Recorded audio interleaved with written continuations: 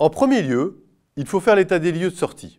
Sur GérerSeul.com, notre état des lieux est prévu pour que l'entrée et la sortie soient faites sur le même document. Cela facilite la comparaison.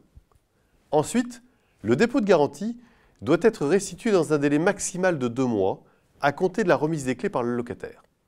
Déduction faite, le cas échéant, des sommes justifiées dues au titre des loyers, charges, réparations locatives ou des dégradations dont il pourrait être tenu responsable. Le délai s'apprécie à compter du jour de la restitution des clés par le locataire, qui peut vous les remettre en main propre ou par lettre commandée avec demande d'avis de réception. À cette occasion, il vous indique sa nouvelle adresse.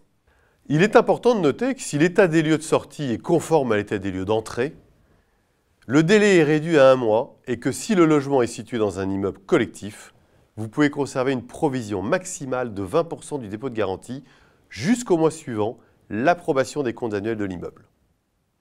Vous êtes tenu de justifier la retenue que vous opérez sur le dépôt de garantie par la remise au locataire de documents tels que l'état des lieux d'entrée ou de sortie et des factures, devis ou toute lettre de réclamation des loyers impayés restés sans réponse.